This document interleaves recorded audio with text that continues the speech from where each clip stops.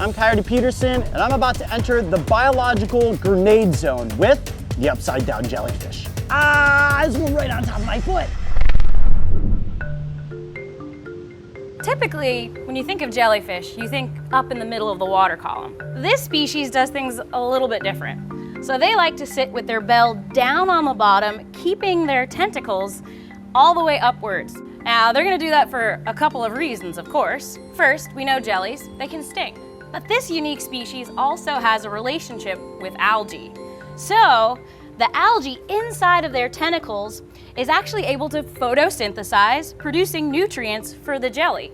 Fun fact, producing some of that coloration too. Okay, well, that's pretty cool. But of course, this makes it more like a landmine in the fact that its tentacles are faced upwards, so a lot easier to get stung by. That's in theory correct, absolutely. Okay, and this, to my knowledge, is one of the most common jellyfish species here on the East Coast? By far. If you go out in the flats, they can cover the bottom like a carpet.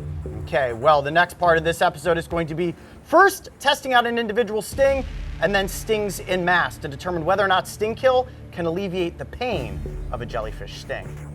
What's really interesting about jellyfish is that they have stinging cells that are armed with something called a nematocyst.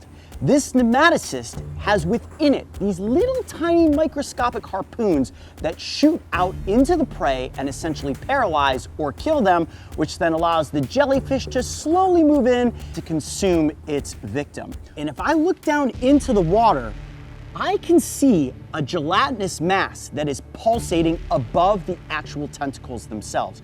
Now, this is something that is known as stinging water. You can barely see it with the human eye, but it's there. So if a fish comes swimming through, it's essentially hitting these little neurotoxic grenades that are paralyzing the fish, and then the jellyfish sucks it on down, and it's mealtime. Sounds pretty painful if you're a fish. How painful is it if you're a human? We're about to find out. I'm not gonna need my watch for this one, because it's jellyfish time. Now, for this, I'm gonna gently place my hand into the water, try to go around the stinging water, and get underneath the bell of the jellyfish to bring it up and to the surface. Come on up.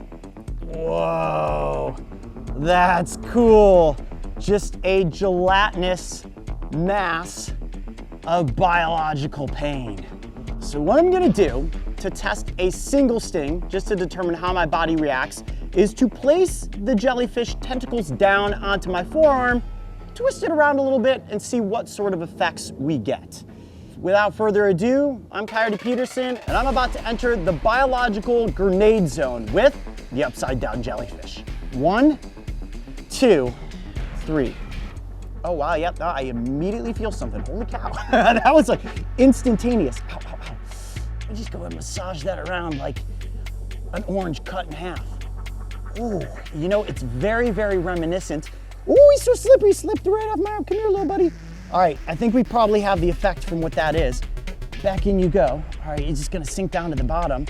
Oh, very slimy, and I can feel the burning beginning to increase. And what I was about to say before it slipped off my forearm was it's very reminiscent of the devil's toilet paper, a low electrical impulse. And it is burning, and it is increasing, which is not good. I, again, don't know how my body's necessarily going to react, but this entire zone here is all slimy with the jellyfish jelly. And that's exactly where those nematocytes are taking effect. Those little harpoons shooting into my skin and releasing that venom. But here's the thing about jellyfish. You are not likely to encounter a single individual. You're probably going to come across them in a blanketed mass. So what we're gonna do next is dial this experiment up. And instead of a single sting, my feet are going into a container with a dozen of them. Now, the other thing I might need to worry about is, of course, that idea of stinging water. And the second that the jellyfish realize that they're being aggravated, a potential predator in the area, they may begin releasing that gelatinous goo that contains all those nematocysts. All right, here we go. Nothing yet, nothing yet. All right, feet in, and interaction with jellies.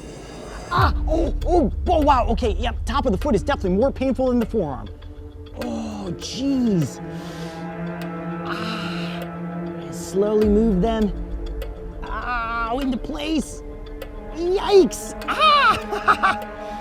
Yeah. Now, if you were out in the water, in the wild, and you found yourself in an entire pile of these, let's say you're out there kayaking and you step out into the water, immediately you're going to be feeling that sensation. And with the jellyfish getting aggravated, they're beginning to fire off all of those little harpoons. I got this one up here on my leg. Oh yeah, that one's definitely getting my calf. And they're actually kind of brushing out of the way. So they realize that, okay, this is a potential predator. It is not a prey item. So they're actually doing their best to use their bells to get themselves away from my feet.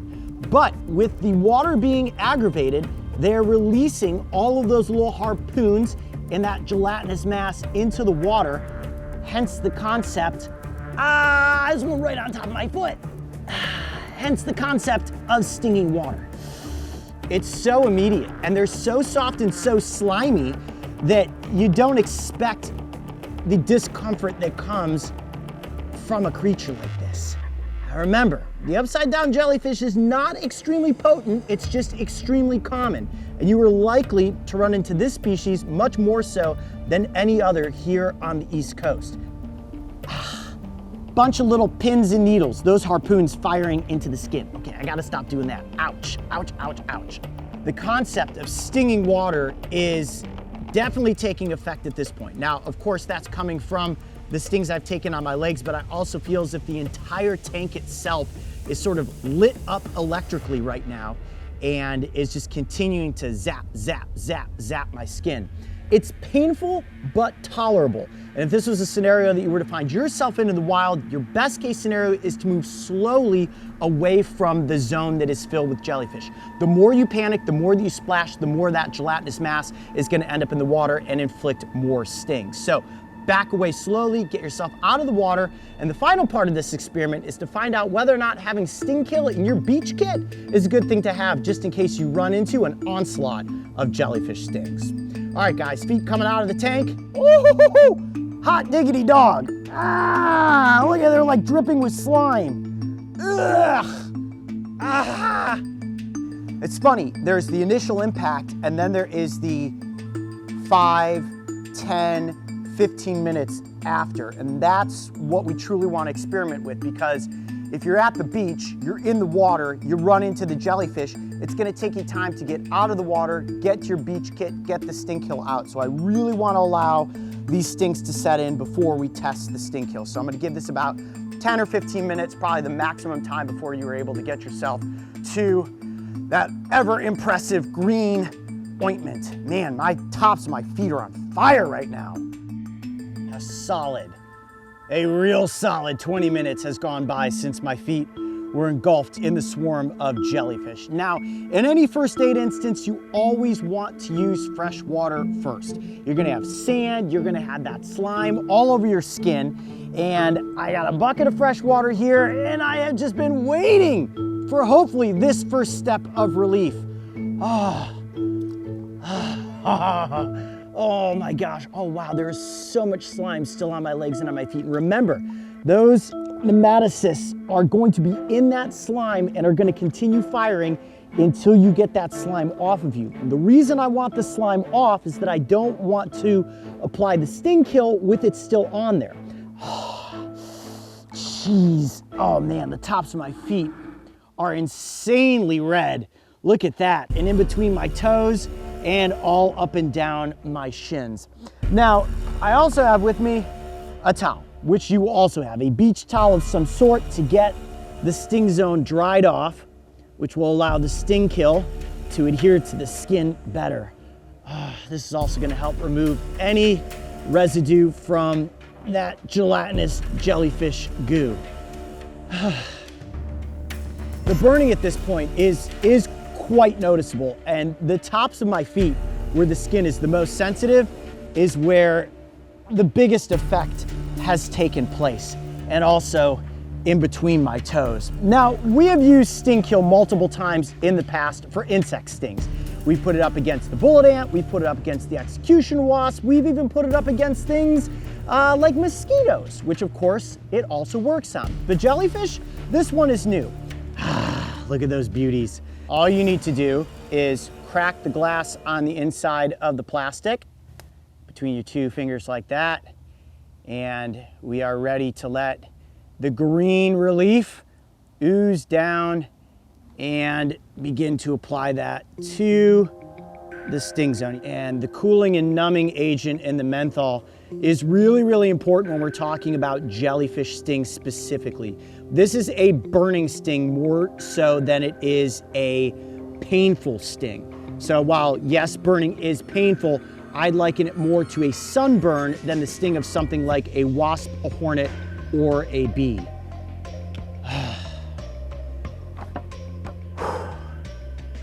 That is exactly what my feet needed. And those stings really set in, and until I could really get that jellyfish slime off of my legs, I was not feeling much relief. But of course, the sting kill provided me with relief almost instantly. However, with any sting, you want to keep an eye on how your body is reacting. Remember, everybody reacts differently to different types of venom, and based on the type of jellyfish that you get stung by, it could be an instant relief from sting kill, or it may be a medical emergency. So it's important to know which species are in the area when you are entering the water.